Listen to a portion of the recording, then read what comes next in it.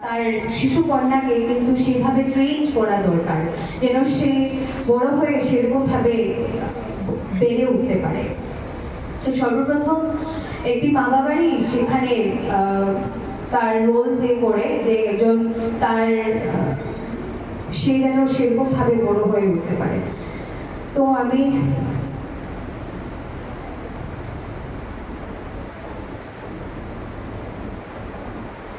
আমি একটা প্রশ্ন আছে, আমি একটি মেয়ে কখন একটি পুরুষকে বরণ করতে পারে? তার গুণাবলী কি কি থাকা দরকার? তার বর্ণ, কুল, বংশ, জ্ঞান, বিদ্যা, চরিত্র ও ব্যবহার সেরকম ভাবে হওয়া উচিত যেন সে ঠাকুরের ব্যাপারে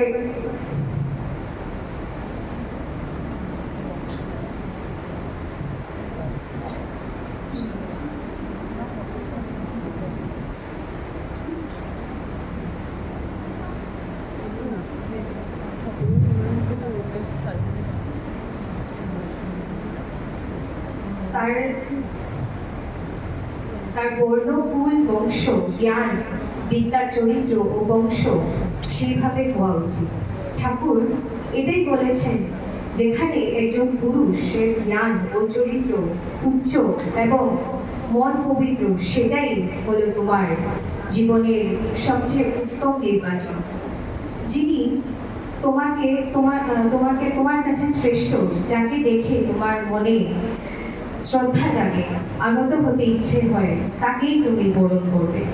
কিন্তু আমাদের বর্তমান প্রজন্ম যেরকম আমরা দেখি যে অনেক মেয়েই আজকাল দিনের ছেলেরা এরকম হয়ে থাকে যে সিগারেট হঠাৎ করে মানে দেখা যায় যে রাস্তাঘাটে ছেলেরা সিগারেট নিচ্ছে, সেই সব দেখেই মেয়েরা মানে হয়ে ওঠে আর কি, যে বলে এটাই নাকি আমাদের চয়েস। মেয়েরা সেরকমই মানে ভেবে থাকে যে আর কি এইসবই আমাদের নেক্সট জেনারেশনের চয়েস। তো আমি ভাবি যে এইসব কখনোই সে সুশিক্ষায় যখন সে শিক্ষিত হয় সেই সব চয়েস কিন্তু তার মধ্যে থাকতে পারে না।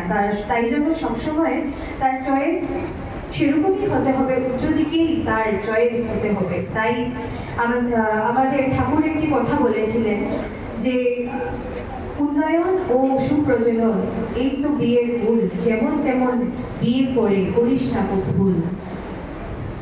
ঠাকুর বলেছেন যে যেমন তেমন বিয়ে যেন আমরা না করি। আমাদের বিয়ে করতে হলে সবসময় আমরা দেখে বুঝে তাকে বিয়ে করতে হয়, তাকে চয়ন করে নিতে হয়। তাই ঠাকুর একটি বিষয়ে ঠাকুর কিন্তু স্বয়ংবর সভার ব্যাপারে ঠাকুর অনেক কিছু বলেছেন। স্বয়ংবর সভা আমাদের প্রাচীনকালে যেটা ছিল স্বয়ংবর সভায় কিন্তু অনেক কিছু আছে যেটা আমাদের বর্তমান প্রজন্মের সেই সব কিছু থেকে আমাদের শেখা দরকার। স্বয়ংবর সভায় আমরা দেখেছি যে সেটা প্রাচীনকালে মহাভারতের সময় আমরা দেখেছিলাম যে রাজা দ্রৌপদ রাজকুমারী দ্রৌপদের জন্য স্বয়ংবর সভা আয়োজন করেছিল। সেই স্বয়ংবর সভায় অনেক দেশ বিদেশ থেকে অনেক রাজারা এসেছিলেন, অনেক রাজকুমাররা এসেছিলেন, কিন্তু দ্রৌপদী সেই অর্জুনকেই বরণ করে নিয়েছিল, কারণ তার মধ্যে সেরকম বীরত্ব ছিল। সেই বীরত্ব দেখেই সে অর্জুনকে বরণ করেছিল, কারণ তিনি তার অর্জুনের ব্যাপারে অবগত ছিল যে অর্জুন একজন বীর পুরুষ। তাই সে স্বয়ংবর সভায় তাকে মালা দিয়ে তাকে বরণ করেছিল। আর সেই সভায় অর্জুন সেই মায়াবী ধনুকটা ভেঙে প্রমাণ করেছিল যে তিনি একজন উত্তম পুরুষ। একবার শ্রী শ্রী ঠাকুরকে সিআর দাস, মানে আমরা যাকে জানি দেশবন্ধু চিত্তরঞ্জন দাস, উনি ঠাকুরকে একটি প্রশ্ন করেছিলেন যে ঠাকুর, আমাদের তো দেশকে মানে গড়ে তুলতে হবে, তো আপনি কি মত আপনি রাখেন? তখন ঠাকুর দেশবন্ধু চিত্তরঞ্জনকে বলেছিলেন যে এখন বর্তমান প্রজন্মকে আমরা যদি সেরকমভাবে গড়ে তুলতে হয়, তখন সর্বপ্রথম আমাদের কটা সুবিবাহ দিতে হবে, তাহলেই আমরা বর্তমান প্রজন্মকে আমরা অনেক এগিয়ে নিয়ে যেতে পারবো। একটা সু সু সু